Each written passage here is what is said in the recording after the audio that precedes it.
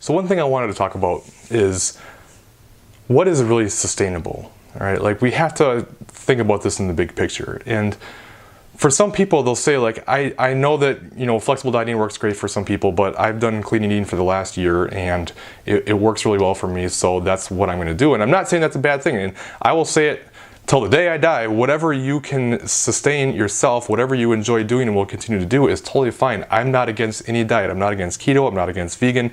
I'm not against paleo. I'm not against anything.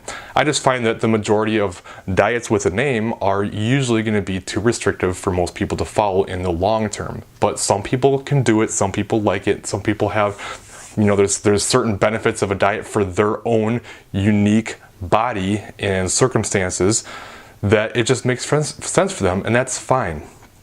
But just because you can do it for a short amount of time does not necessarily mean that you can do it long term. And what I find is a lot of people get wrapped up in the results, right? So you start doing a certain eating strategy, maybe it's just trying to eat clean, and you see really good results from it. You cleaned up your diet, you're eating healthier now, you're eating less calories because of it, you're seeing good results, the fat's coming off, you're feeling great about it, you've got more energy, things are going great. So you associate this diet with feeling better, which it has definitely helped you do that. So in your mind, it feels like this is sustainable. I can do this forever because it's worth feeling better from what I'm doing.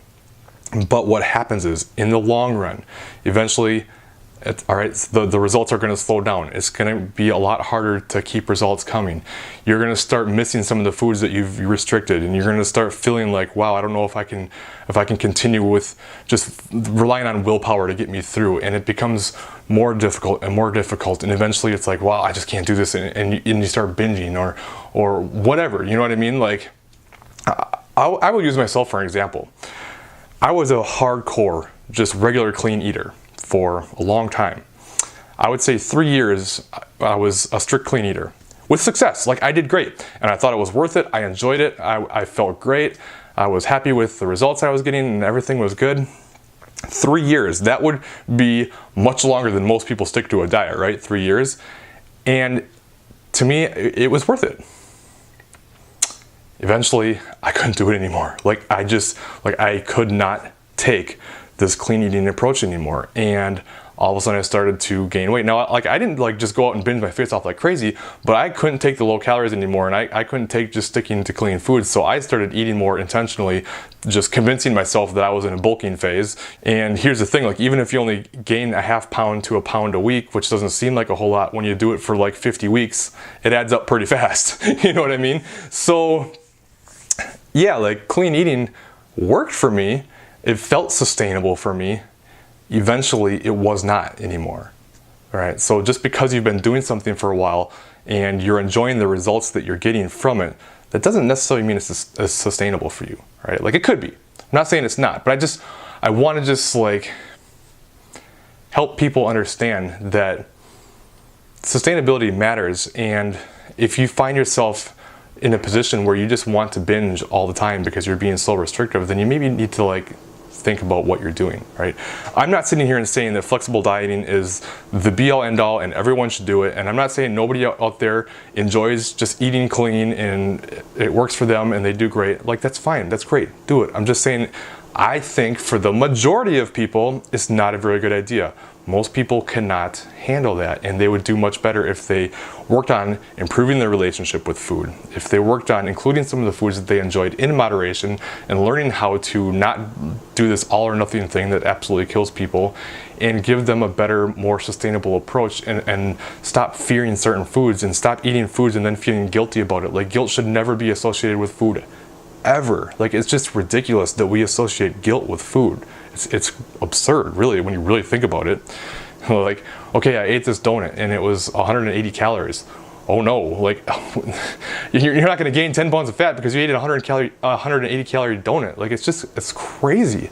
And I get it, I've been there myself. I think there's kind of a rite of passage. I was talking with my friend Tyler about this recently, and we were talking about how we both went from being an extreme clean eater to eat as much junk as possible while fitting your macros to now a better balance of approach. It's almost like this is just the rite of passage. This is just like the progression that you can expect that a lot of people go through, and I think it's pretty normal. Like, so you go through this clean eating period of time where you're just eating like nothing but clean foods all the time, and then you might have like your cheat meals or whatever, but now you start understanding flexible dieting and you start doing like IIFYM, which I'm not a big fan of that name anymore, but that's for a whole different video. I just feel like flexible dieting and IIFYM aren't necessarily the same things, but the premise of IIFYM is you can eat whatever you want as long as it fits within the macronutrient intake that you set for yourself. And it makes sense and it works. So once you go from being a super clean eater and now you're like, wow, I can have ice cream and pizza and Pop-Tarts and all this other stuff that I haven't been able to have for so long, you're like, let's do this. And like, you eat as much of it as you possibly can while fitting your macros, and sure, you'll see results. You know, you'll still see changes in body composition. I mean, ultimately at the end of the day, if you want to change your body composition, hitting your macronutrients is by far the biggest thing that there is. Like, it's gonna happen, but that doesn't necessarily mean that nothing else matters, like food quality and eating whole foods and micronutrients and all this other stuff. It's not that they don't matter, and that's something that over time, like, I have learned. All right, so like I said, I went from clean eater to eat as much junk as possible to now a much better balance of, okay, I still eat mostly clean foods. I still eat a lot of like nutrient dense foods, whole foods, you know, foods that fuel my body properly and make me feel good, but I'm also not afraid to eat a little bit of ice cream here or there or something else, and you know, have a weekend away and not worry about what I eat and things like that, which makes it so much more sustainable. But I still get the benefits of being fueled properly with good food and having better performance, but still feeling like I can stick to my diet and not feel bad if I have something off plan a little bit, things like that, right? So I kind of went off topic there at the end, but I just kind of wanted to throw that out there. So like, a lot of people will find that when they switch from a clean eating approach to a flexible dieting approach, they'll even have a hard time like just sticking within their macros, because it's like, okay, like I haven't been able to eat this food in so long, now I have the okay to eat them. So like, you have this desire to really just overeat and overdo it because you feel like it's okay now, and it can be hard to stop yourself. And it takes time to practice moderation and to like start reducing cravings, because you're just not going to crave foods as much the more you kind of include them in your diet. You know what I mean? Like, you don't crave things that you can have whenever you want, you know what I mean? But at first it's like, yeah, give me all the food. Like, I just want to eat all the junk because I haven't had it in so long. So if you are starting this new flexible approach, don't be surprised if you have that kind of desire. It just kind of takes time. So I don't know. I hope that helps. Any questions, as always, let me know, and I will talk to you later.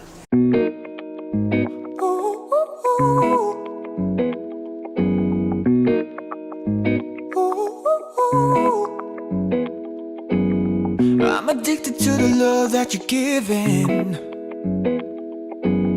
Every minute, every day I've been craving.